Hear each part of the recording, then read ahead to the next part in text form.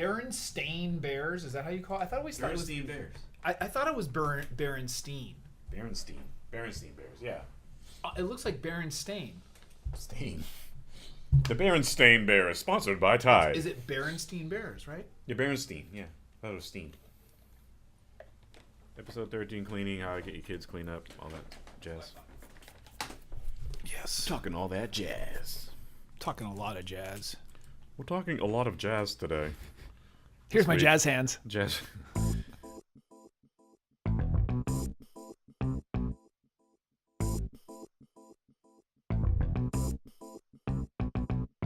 Dudes to Dads is a podcast to help men understand and navigate the transition of being a single dude into a family man. How do we make sense of it all? Well, we probably won't be able to, but let's go ahead and have some fun trying.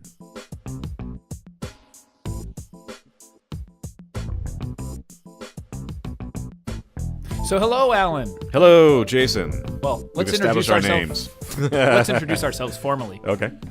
My name is Jason Kreidman, I am Alan Bush. and this is the Dudes to Dads podcast, which people probably already know because the intro played right before we Yeah, started talking. and the big thing on the iTunes should say that as well. That's true. We're in iTunes now. We will be, yeah, shortly. Well, when we record By this, the time you hear this. by the time they record, let me start that one over. By the time people hear this, Yes. we will be in iTunes. Yeah, absolutely. Okay. Yep. So then they can go there and listen to it. Yeah, That's absolutely. cool. Yeah. So got an interesting lineup for today. A Okay. couple things. I'm going to do a little bit of a rundown of what we've got going for the episode and some segments. We brought the battlefield back. Yeah. Yes. So Sometimes this is you got to go back to war. Yes. I know. And we're going to discuss probably one of the single most difficult gnawing things that I deal with on a regular basis. I think I still deal with this Yeah. for myself. Yeah. Well, I'm going to keep it a secret until we Okay, actually get yeah, into yeah. it. But you're probably guessing right. Yes. And we're going to go into stuff to do. This is something that's free. Almost any location probably has it. Mm-hmm. So I'm going to talk about that opportunity and what you can do there. Okay. And then we get into Supercharge. And this is a game that I came across that I just think is really cool. It's teaching kids some emotional intelligence. So I'm going to talk about that a little bit. Yeah. And then we go into Light Her Fire, and that's really just focused more. The Light Her Fire segment is really about husband and wife, boyfriend, girlfriend, the significant other. Sure. So we're not so much about the kids. Yeah. And we're going to go another word of wisdom or words of wisdom from Dr. Ellen. So Yeah, absolutely. and I'm going to give some more homework. I know you think of it as bad as homework, but this is good homework. This is homework that you can do, and we suggest that by the time you listen to the next podcast, you've done your homework. Yeah. And then we finish off the episode with a quote of the day, and this quote is a real positive, sort of vibrant quote. Okay. And so let's get started. Sounds like a fun show. Is it ever not a fun show? Never. Come on. Why would we be doing this if it wasn't fun? Gosh, this is so painful. I hate doing this. Every time I sit in this chair and talk in this microphone. Why am I doing this? Can you smell the sarcasm? You see the smile on my face?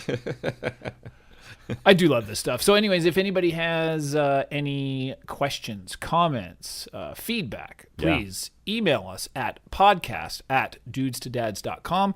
And as well, we have a Twitter account at dudestodads. Awesome. Yeah. Good interactions. We're into the millennium Yeah, we know. on the interwebs. Modern technology. Considering we're both internet marketers, I hope Kind of better be. I hope that we've got some of that going.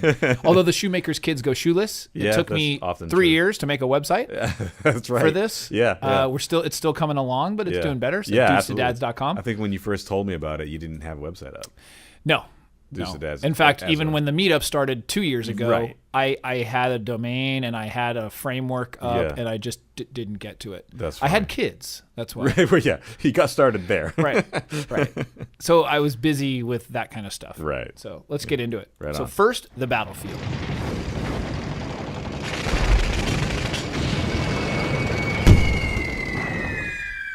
So the battlefield for this episode, as I said in the intro, it's about a topic that is just gnawing on me, and that is cleaning. Cleaning. Cleaning for the kids, right? For the kids to keep things clean. Oh, now, yes. Now, when you live with somebody else, a significant other, you realize, like, if you're messy, it's cool. You can be messy on your own. But then when you live with somebody else and, like, whether they're messy and you're not or whatever, that comes into play. Yep. You don't have children, so I'm going to just warn you. When they are young, and I'm sure this goes all the way until they're older as well, for many. Yep. They are the messiest things alive. Literally within an hour, something that was spotless, an area that was spotless, is completely covered with anything else. Dirt, well, peanut not even butter. just grime and dirt and food. I'm just talking about stuff. Yeah. It's take one thing out, not put it back, take out another, Yep. take out another, take out another, and it just keeps going. And so I've been trying to instill this, hey, when you take something out, put it back before you take something else out. Right. My kids are still young, 4 and 6. What I really would like to do is invite any sort of therapists or specialists that might have some tips in this area. 'Cause me personally, I'm struggling with this one. Are you struggling with this right now? I consider myself fairly neat. I'm not a neat freak by any stretch of the imagination. Right. But I like to keep things fairly clean. I think I probably have higher expectations that it should be clean. Right.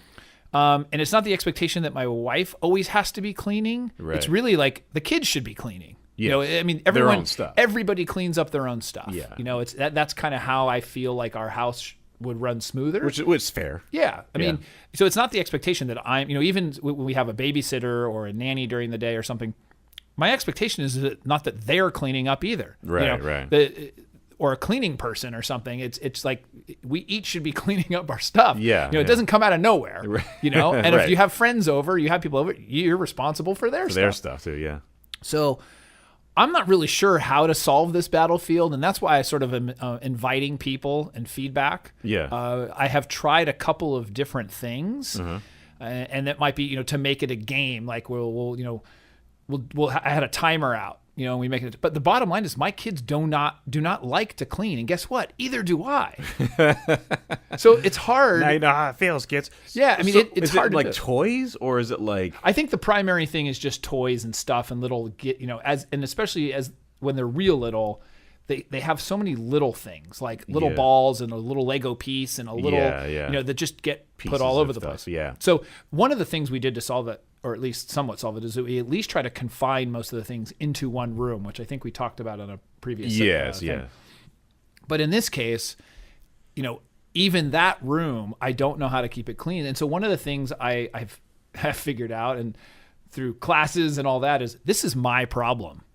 Like, it just is what it is, and it is my problem. I'm the one with the problem of how much it bothers me. Sure. Well, to some degree. I mean, there's something to be said for teaching kids responsibility for their own things, and I think it had I'm by no stretch of the imagination a neat person.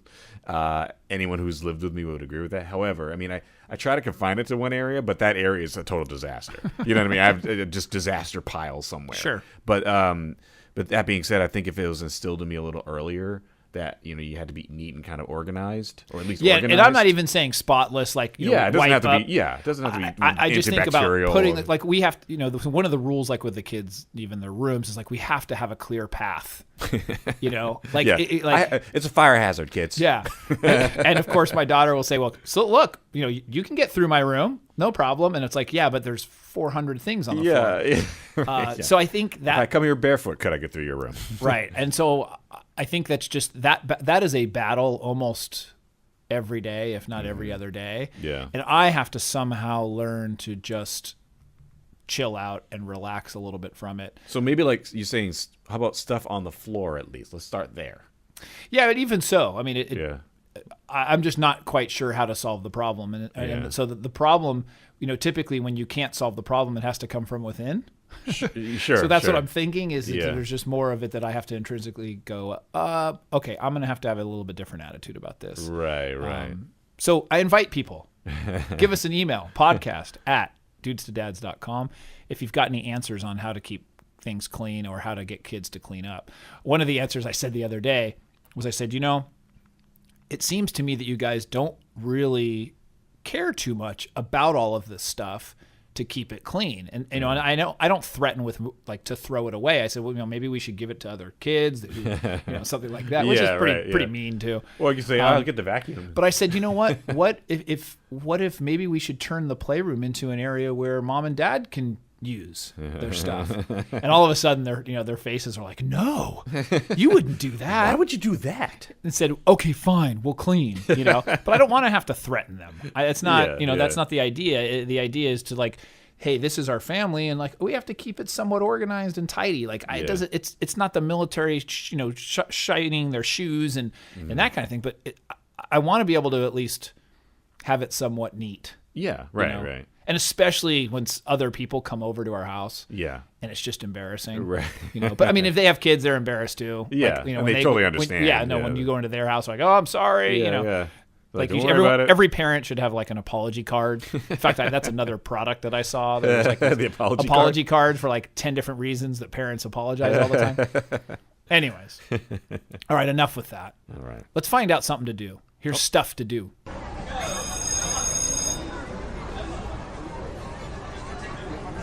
So on this episode of Stuff to Do, just introing it different.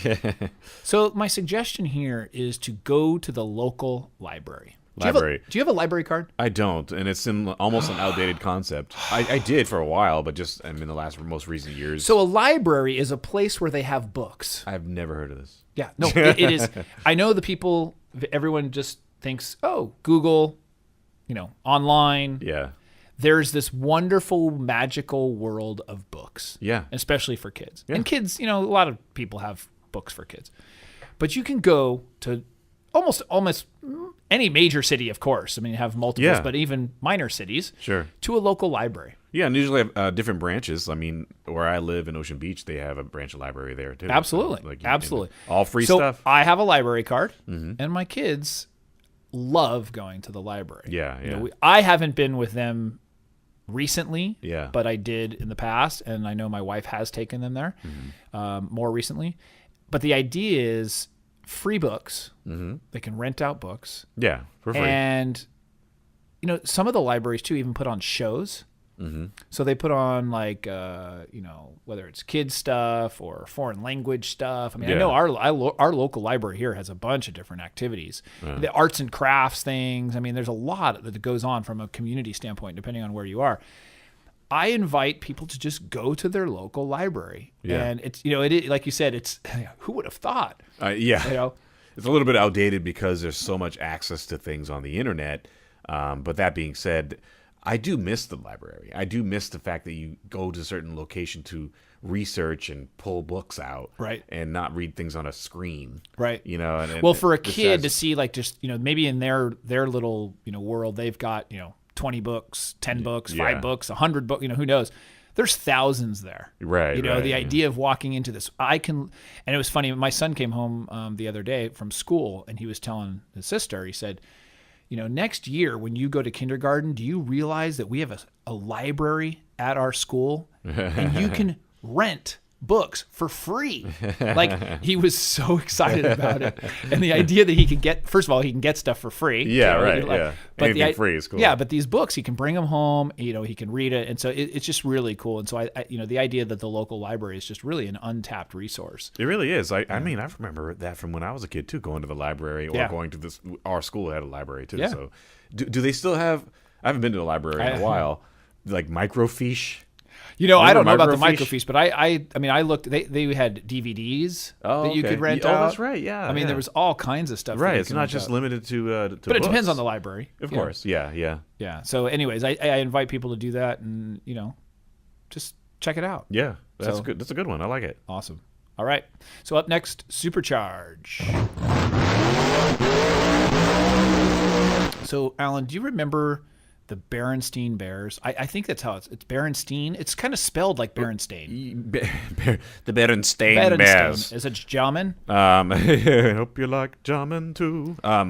Berenstain Bears, yes. I do remember them. In cartoon. I think it was a cartoon. They had books. Yeah. I remember the books. There was books when I was a kid. There's a game, and it's called the Berenstain Bears Keep Your Cool game. Okay. And I was actually looking for something else on Amazon, like emotional intelligence things of like, a book. Yeah. And this came up, and I just thought this was awesome. So it's like a bingo game for kids. And by the way, we'll put a link on the website so that people can, you can get a link to that and check it out. That'd be great, yeah. So it's a bingo game for kids 5 to 10 years old, and it teaches them sort of these different emotional responses and things like that. So one of the things, like how to distract yourself. It teaches you how to distract yourself? Yeah, I mean, I think part of it is the explanation. There's like cards and things where so you get an explanation of, how to understand your feelings or solve a problem or kind of relax your body, something like that, or even practicing behaviors. So, the idea whether kids can learn to sort of self-soothe and self-calm is a really, really important thing. Sure. So, one of the things, even as an adult, is very important is to realize that, your feelings are, in fact, it was funny. My mother wrote another thing called Feelings Just Are. It was like a course that she had. Yeah. And that's the truth, is that you're allowed to own your feelings, and you're allowed to have those feelings. Yeah. It's just an idea of being able to work with them. And I wouldn't even use the word control. It's the idea of understanding them and then being able to calm yourself or soothe and sort of acknowledge and understand kind of what's going on with you. Yes, yeah. This is like a motif because, sorry to interrupt you, but that's what we do here. I've been telling people this. A lot of people will talk to me, some friends or whatever, will talk to me about their feelings or why do I keep feeling sad about such and such. And I tell them, like, look, it's okay to feel sad. You should feel sad at this moment. You should feel bad about it. What you're doing is trying to hold yourself back from feeling that. And then it's just causing you to keep running into the same problem over and over again instead of just passing through it. We talked about that. You had some things that you went through, and I remember, just saying walk through the fire. Yeah, that's what it is. You have to just feel it. Yep. And otherwise, it's not going away. It won't go away. You just got to push through it. And I've learned over time. Sweep it under the rug. Right. Yeah. Just ignore it. Push it down. Suppress that. Suppress those feelings. Right. No, it doesn't work. You got to go through it, and however you deal with it. I mean, again, this is probably more telling people how to deal with it as you're going through it, right? Because you don't want to freak out every single time you have a negative emotion. Mm-hmm. But that being said, you're allowed to have those emotions. It's just that how you react is going to be kind of the and we all get angry. I mean, it's just that's the reality, and it's kind of whether you slam a door, you put your fist in the wall. I mean, there's things that are just not okay, right? And so how do you cope with that? Like one of the things kids will often do is like they'll lash out and like punch or get upset or something, and so teaching them maybe to just clench their fist or hold on to their shirt or do something that's not threatening to somebody else, because they still have to let out that energy.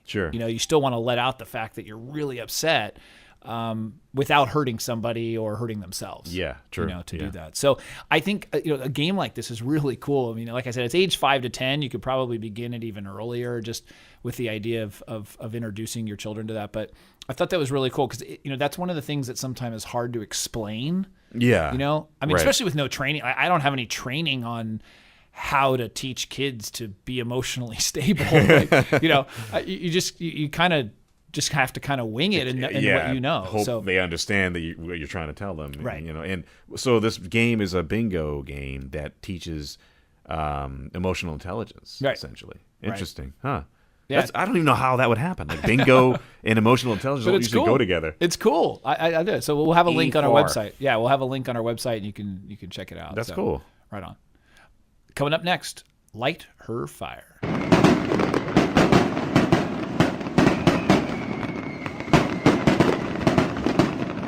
So this is a very important quote. In fact, this quote, or it actually was a little bit longer, or I should say there's parts of it that were used both in the men's course and the women's course, and it was something that my mom used to do. She did the run of talk shows, famous talk shows that were on. And this was something that the talk shows just really, really liked. In fact, Oprah was somebody, she was on an Oprah show, and she said, she said, "Can you please repeat that?" And in fact, and then like a second time she was on, she said, "I remember that quote." Yeah. And it was something that just really, really stuck. And so with that, let's check this out. A woman falls in love because of the way she feels about herself when she's with you. The majority of women in my classes have said that they felt prettier, sexier, more intelligent, more capable, and more needed than they ever felt about themselves before that special man came into their lives. One woman summed it up when she said, "When I fell in love, I felt perfect, as if I could do no wrong. For the first time, somebody loved me for who I was, and that was an incredible feeling." So, the idea, whether you're a man or a woman, really, for this, it's for the men listening, it's, a woman falls in love because of the way she feels about herself when she's with you. And it's interesting because this goes, you can track this back to dating. Sure. Think about when you're first dating and you want to make a good impression. And, a lot of people on their dates, they talk about themselves and I've accomplished this, or I've done this, or even, trying to, in a sense, not show off, but the idea that you want that person to like you. Yes. And if you actually think about it, really what the reason they're going to like you is because they feel good about themselves when they're with you. Right. So you think about even in a dating situation where if you were, that's why if you complimented or you talked about how smart they were, or if you let them talk about themselves or something like that, that's when people really like you. Yeah. That's only the reason why I get dates, or have ever gotten dates, is because I allow people to talk about themselves. I'm a good listener. Right. And it totally works. Granted, not going to work on every single person. Some people like certain types of people. But I know for a fact, like any girlfriend I've had, even in my younger years, it's usually because I was able to kind of sit back, listen, and talk about them. And they, like you said, they feel good around me. They feel not safe. all men will do that. Right. That, and it's not necessarily about not taking charge or anything like that. It's really about listening, but then making the person feel really good about who they are. And you hope vice versa. It's the same thing. A guy feels best when he feels strong and needed and, all these things that, the woman makes him feel great. Right, and when a woman does that and knows how to do that, whether it's sexually, whether it's just intelligence, it doesn't matter, a guy's going to do anything for her. Right.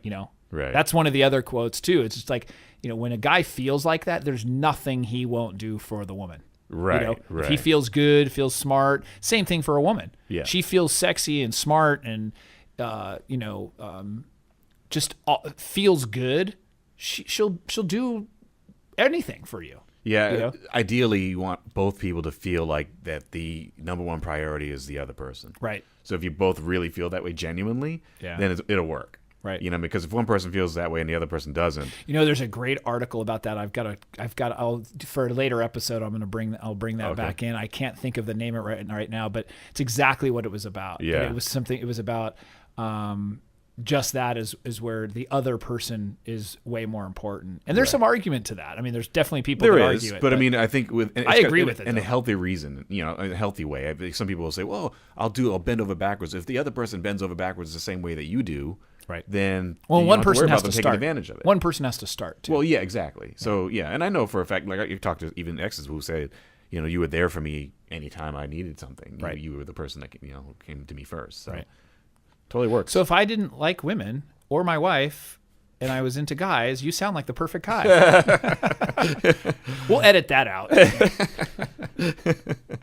I've heard that before anyway. Yeah, I know. Next up, we're going to give a little bit of homework, and it's related to what we just heard.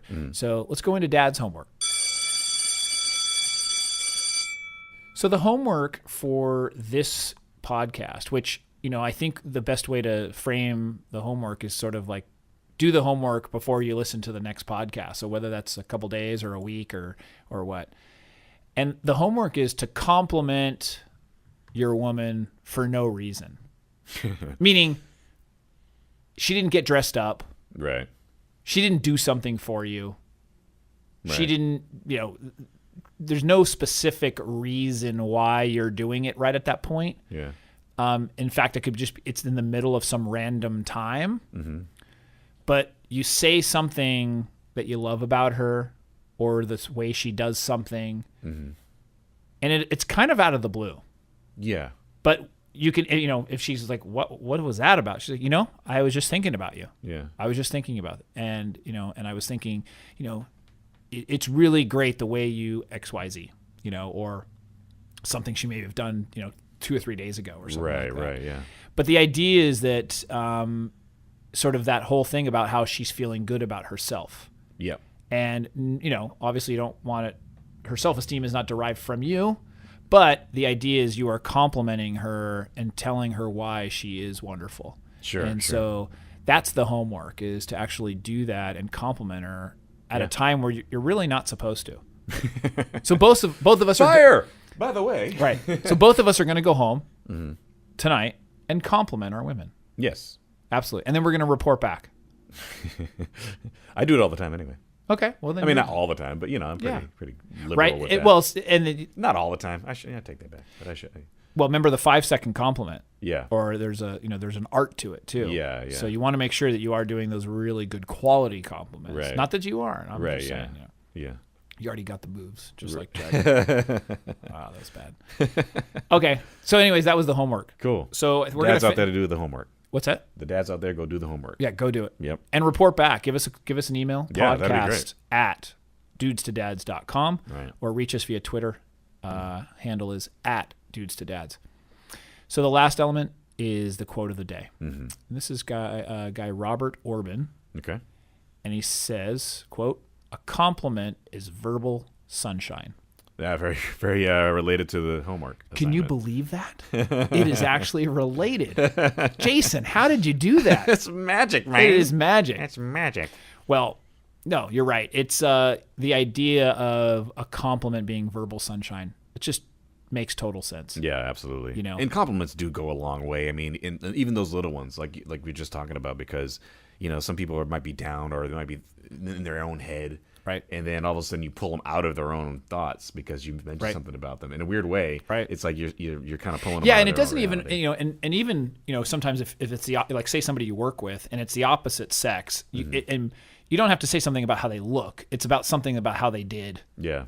Or something that they did to help you, something that they did at work, something like that, because you don't certainly want to get yourself in trouble. Sure. But, hey, I really like your hair today. It's like, you're a creeper, So that'd be something we could talk about on another episode, but I always feel like there's a weird level of what you can compliment and what you can't. And maybe we'll save that for a debate. Yeah. No, you're right. I want to save it because I have a whole thing about that. That is a good one. Write that down. Okay. Put it in the file. The file. Do we have a file? F. Huh? Do we have a file? Yeah, with several files online. Oh, okay. Because we are internet marketing specialists. Oh, we have like a computer thing where we keep files. Right, yeah, exactly. Right. We should get a real file box. File cabinet. Put something Totally. in. Absolutely. Paper. Write this down. All right. Well, with that, thank you for joining me today, Alan. Absolutely. And we'll see you guys next time.